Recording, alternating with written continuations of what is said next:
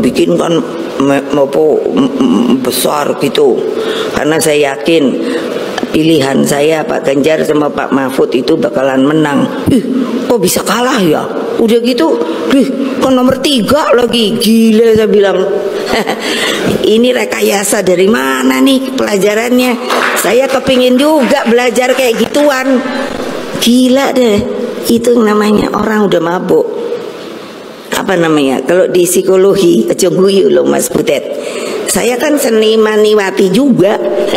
Jadi namanya apa? Yang namanya itu megalomania. Nah, kalau kita cermati sebenarnya kelompok yang selalu mencoba memecah belah ini kan kelompok yang memang sudah terbiasa dalam tradisi politik kita. Kalau kalah itu gak pernah bisa ikhlas untuk menerima kekalahan, dan selalu juga berusaha untuk menolak setiap pihak lain yang menang. Kebenaran, hal apapun yang menyangkut kebaikan, seolah-olah mereka yang monopoli, mereka yang punya, bahwa hanya mereka saja yang bisa mampu membangun bangsa ini ke depan, dan hanya mereka saja yang punya kemampuan untuk itu. Kira-kira seperti itulah selalu yang mereka pikirkan. Yang lalu mungkin saya khawatir cara-cara seperti ini akan kemudian bisa memprovokasi antara dan Pak Jokowi. Tetapi setelah kita lihat beberapa bulan terakhir, setiap ada dorongan yang begitu keras untuk membenturkan mereka, maka salah satu di antaranya, terutama di sisi Pak Prabowo, kemudian mengklarifikasi dan kemudian menyampaikan ke publik bahwa tidak mungkin dia bisa dibenturkan dengan Pak Jokowi, begitu. Dan saya juga makin percaya di hati kedua orang ini, mereka sadari bahwa bersamanya mereka sampai hari ini adalah penyatuan beberapa tahun yang lalu keterbelahan yang terjadi pada bangsa kita sebenarnya, Bang Julpan. Jadi sebenarnya kalau kita mau jujur ke depan, hubungan baik di antara mereka berdua yang mereka bina selama ini adalah simbol dari penyatuan dari keterbelahan bangsa kita yang lalu-lalu.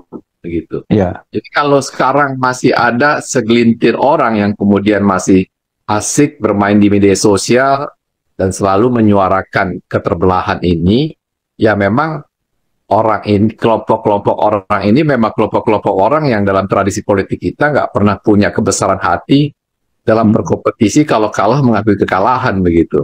Mereka hanya ingin menang dan hanya mengakui bahwa kemenangan mereka yang baik, bahwa hanya mereka yang mampu membangun negara ini. Kira-kira mereka-mereka ini adalah kelompok-kelompok yang terlalu yakin bahwa hanya mereka yang bisa membangun bangsa ini ke depan. Kira-kira begitu, Bang Julpan. Kalau saya lihat ya, saya nggak terlalu khawatir karena makin hari mereka makin mengecil, dan makin hari banyak orang kemudian menyadari bahwa karakter seperti ini adalah karakter yang tidak akan berguna untuk membangun bangsa ini menjadi bangsa yang besar ke depan. Dan lambat dan pasti kita percaya bahwa kelompok ini akan makin mengecil sejalan dengan waktu. Ya, jadi kalau kita lihat kan sebenarnya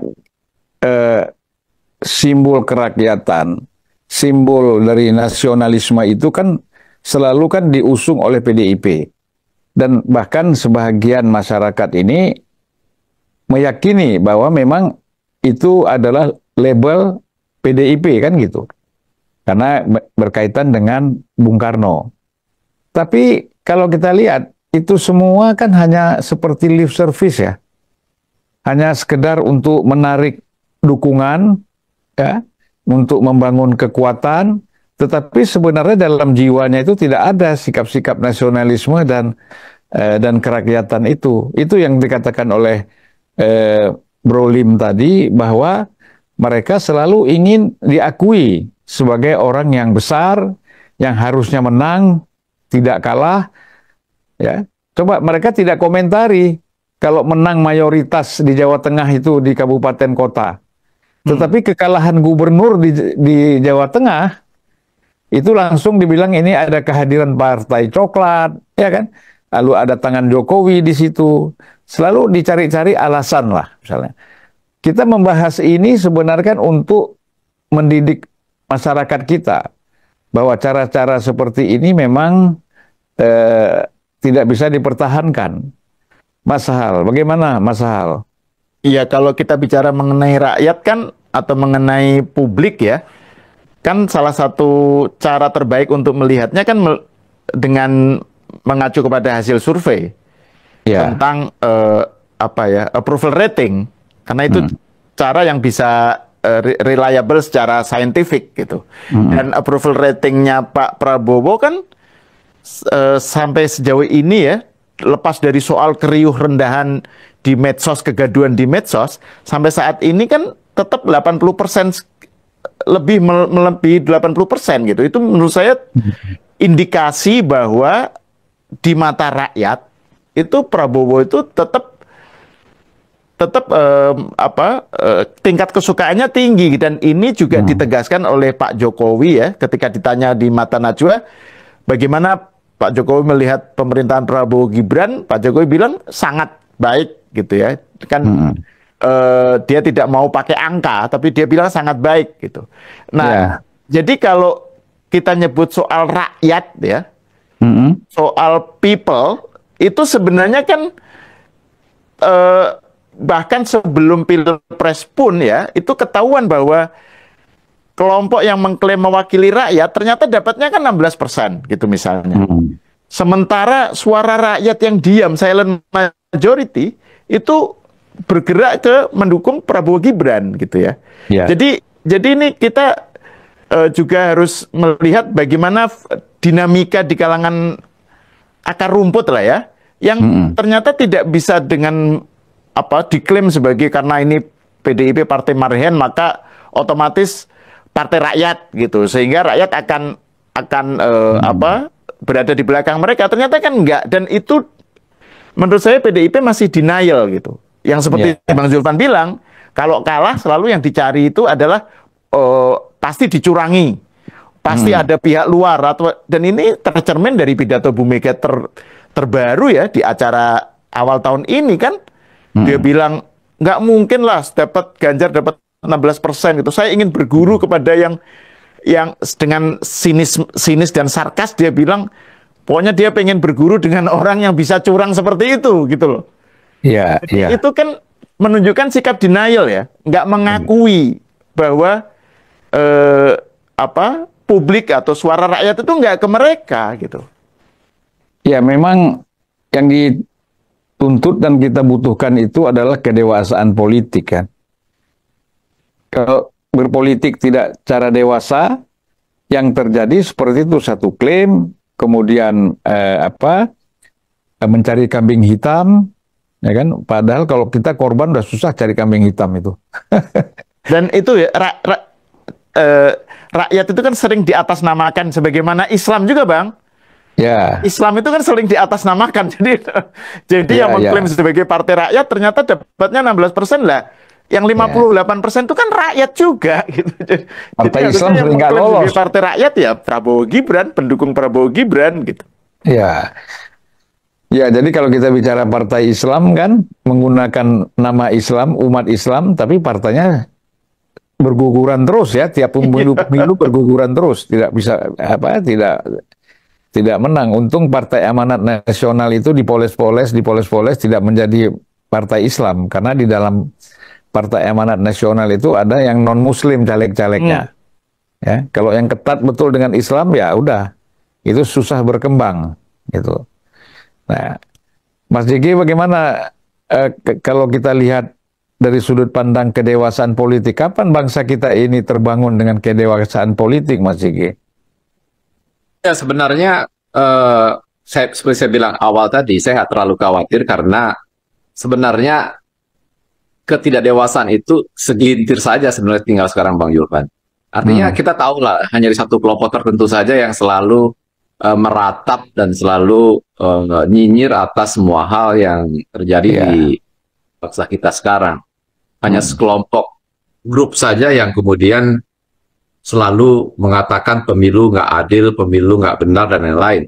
Tapi di saat yang sama mereka menikmati setiap kemenangan di setiap daerah yang mereka menang begitu, tanpa bilang di situ ada problem atau ada apapun.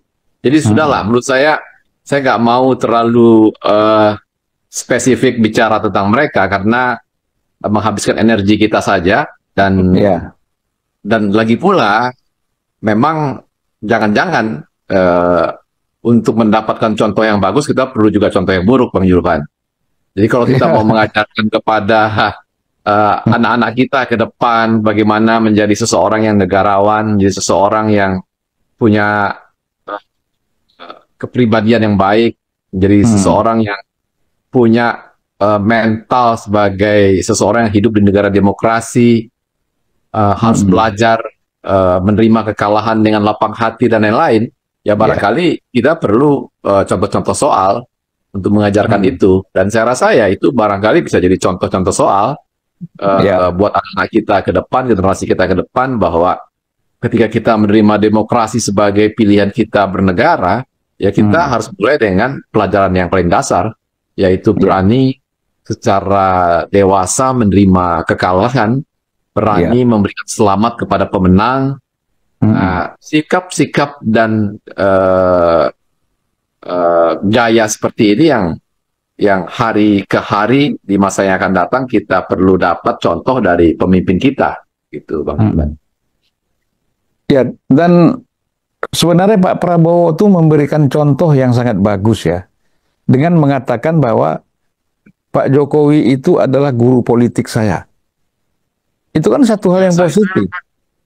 Kan dia bilang kita udahlah, jangan berbohong, jangan jangan menipu lah.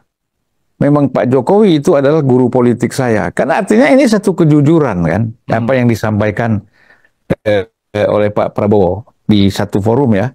Saya kira, nah ini mungkin yang membuat mereka semakin sakit hati. Kita mau pisahkan Prabowo bilang dia muridnya Jokowi, kan gitu.